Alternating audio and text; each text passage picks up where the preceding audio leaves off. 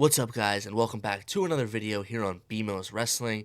In today's video, I'm going to be going on Reddit to look at the IWC's wrestling hot takes, opinions, memes, all things like that. If you're not already, make sure to subscribe to the YouTube channel, especially if you are interested in seeing daily WWE wrestling videos. WrestleMania is less than 1 week away, so make sure to drop a comment down below of who you guys think is going to win all the matches at WrestleMania. Without further ado, let's get into the video. First one we have says, why is the US crowd so annoying?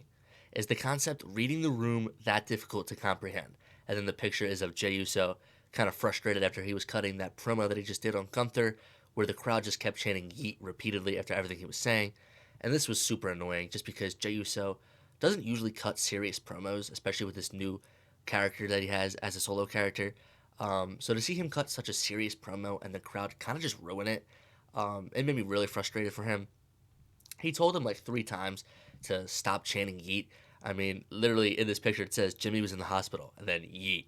Like, what are we doing? Like, why are we that obnoxious? Like, you got to read the room, right? You got to read the room and realize that Jey Uso is cutting a serious promo and you just got to listen to it, right? You just got to listen to the promo and not be annoying like that. This should have been the big 4 matches at WrestleMania, and then the matches are Cody Rhodes and Randy Orton, Roman Reigns and The Rock, CM Punk and Seth Rollins, and John Cena and Gunther. Now, I kind of agree with this, right? This is obviously what we all wanted, especially after last year's WrestleMania. We thought this was going to be the direction going into WrestleMania 41.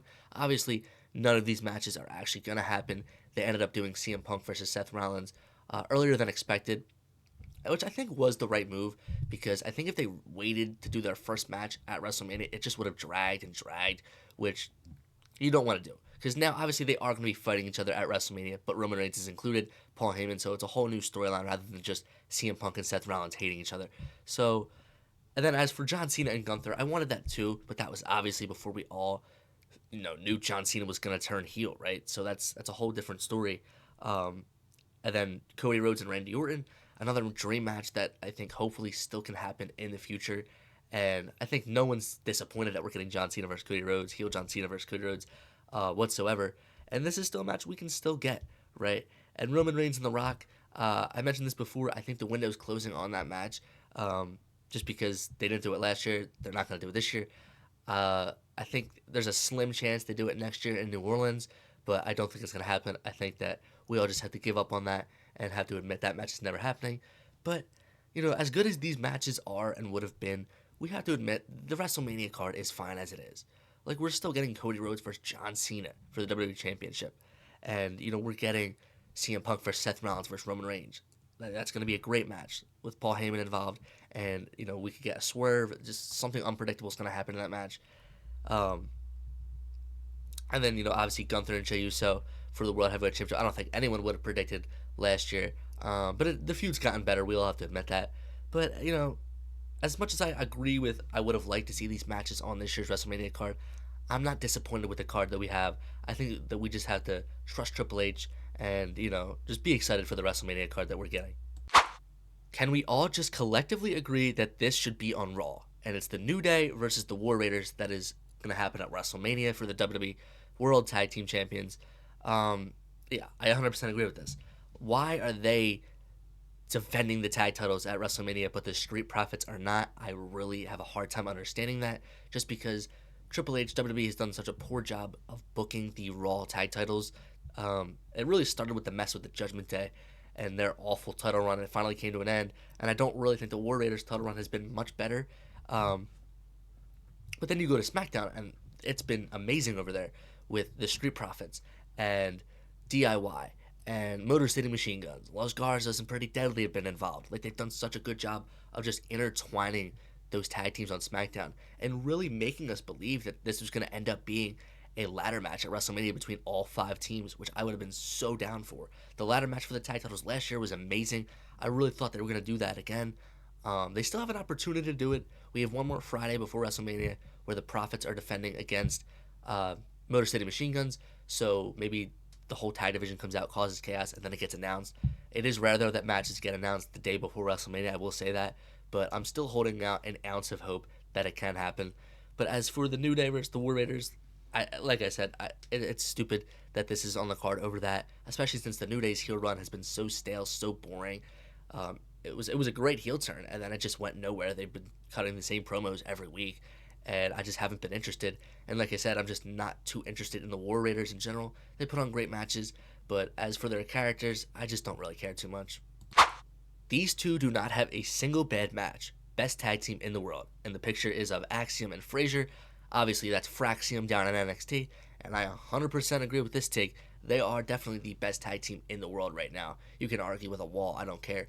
I mean, if you just watch any one of their matches, they're all 5 stars. Like, they work so well together. Their chemistry is off the charts.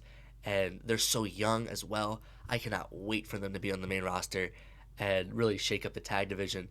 I don't know when they plan on bringing those two guys up, but if they do, I hope they send them to Raw just because the Raw tag division really needs saving. And I think with them on the Raw roster and mixed into that tag division, I think they can really help it out. The next thing we have says that the IWC in a nutshell, and it's a picture of obviously John Cena and Jey Uso, the final 2 in the Rumble, and then everyone's like, oh, John Cena's going to win. This is so predictable and boring. And then Jey Uso wins, and then everyone's like, Cena should have won it. Jey doesn't deserve it. It's pretty much true, right? That's what happened at the Royal Rumble. Everyone was mad saying, oh, John Cena should have won, and Jey Uso didn't deserve it. But everyone's always complaining, saying they want unpredictability, and John Cena would have been kind of predictable. I think John Cena and Punk were the 2 favorites to win the Rumble, so no one saw Jey Uso coming to win it. So, like, I wasn't the biggest fan that he won the Royal Rumble, but I wasn't mad at it because I was like, oh, this is unpredictable. And Triple H has been doing a lot of unpredictable things lately. A recent thing that happened was Io Sky winning the Women's World title off of Rhea Ripley on an episode of Raw. Nobody saw that coming, and they've just done unexpected title changes and things like that. So I like when they do unexpected things on the show. But yeah, the IWC, they can just never be pleased. So Rey Fenix versus Berto. I just kept saying, holy God, how the fuck? Yeah, pretty much, right? I mean, those two guys put on one hell of a match. Berto is super underrated. Such a great a great in-ring talent, I should say. Just an excellent match between these two. I don't think anybody thought it was going to be a bad match.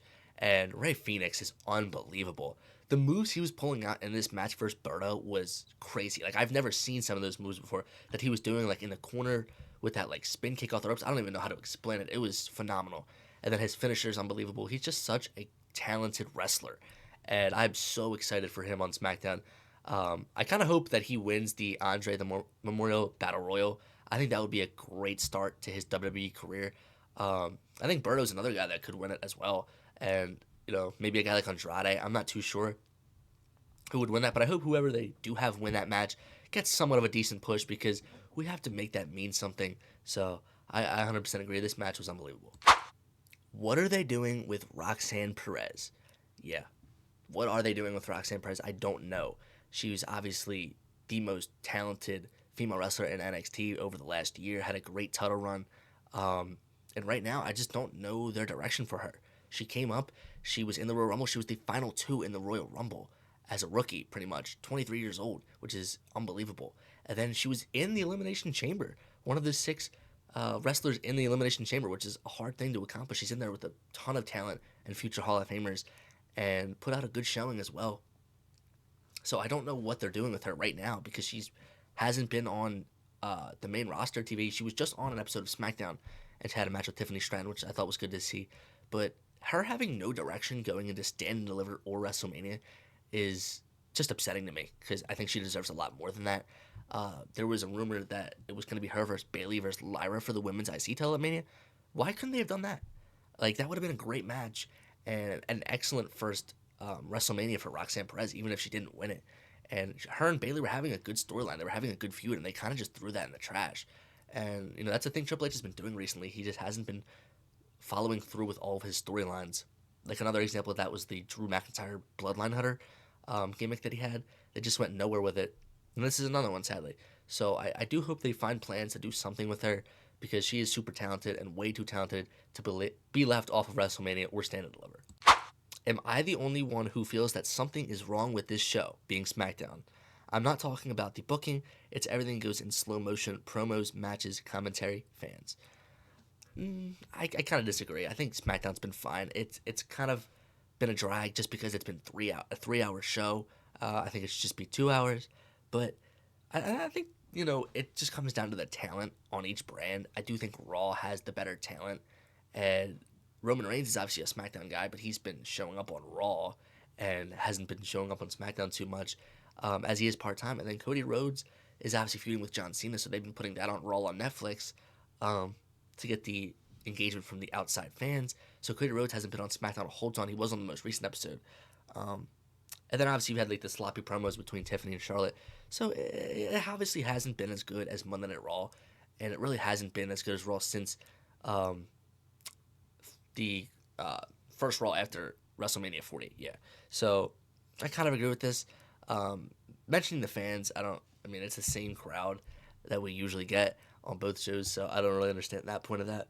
But I think the matches have been good. I think to say the matches are bad are pretty stupid. We just had that Rey Fenix versus Berto match, so I think that's a bad opinion. I think that they have good matches, but I definitely think the show could be better and that it should be 2 hours. I also did not curb stomp Paul Heyman, currently waiting for my $500,000 as a favor. Yeah, this made no sense for Seth Rollins to almost curb stomp Paul Heyman and then miss and then say, now you owe me a favor. What sense does that make? That's just not how you get owed a favor. CM Punk, on the other end, he helped Paul Heyman do something. He helped the Bloodline, so Paul Heyman owed him a favor. Seth Rollins just, sparing Paul Heyman of a curb stomp and then saying, you owe me a favor now, it's the most stupid thing ever. I don't understand that. I do have the take that Paul Heyman is going to walk away with Seth Rollins at WrestleMania, but if that's what this favor is, I kind of don't really like that.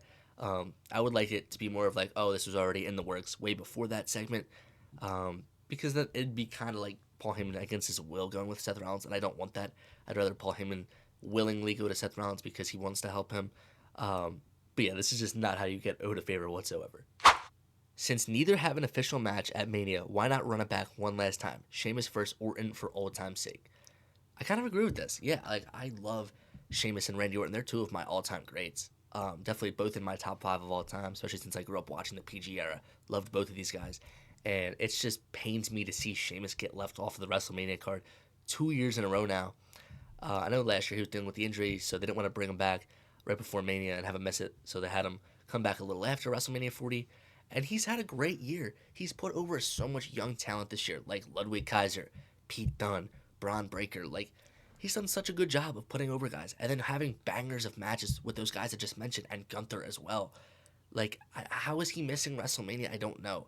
I really thought the direction was going to be Sheamus finishing his story at WrestleMania and becoming the Intercontinental Champion. He's not even in the match, which I think is disappointing. I wanted him in that match, and to see him without a WrestleMania program really hurts. And then, as of right now, it looks like we're going to get Randy Orton versus Solo Sikoa at WrestleMania, which is disappointing. Not many fans, including myself, want that match at all. And then, obviously, there's the other rumor of Randy Orton versus Nick Aldis that could happen. I'd honestly prefer that over Randy versus Solo. Just because, you get to see Nick Aldis finally lace the boots up, being the SmackDown general manager, so I think that'd be cool to see. But, yeah, why not do Randy versus Sheamus? I know there'd be, no storyline there, and they're both babyfaces, but there's no storyline with Randy Orton versus Solo. There's not really a storyline with Randy versus Aldis other than Aldis is making his WWE in-ring debut, but there's no story really between the two of them. So, why not do this? It would be a great match. They're both great in-ring performers, and they're both legends, like I said, so I would be down for this, but it just seems like it's way too late for them to do that. Alright guys, that's going to do it for the video. If you like this video, make sure to like, comment, and subscribe. The next video should be out in a few days, so stay tuned for that. I want you guys to leave a comment down below of what video you would like to see next. Alright guys, see you in the next one. Peace.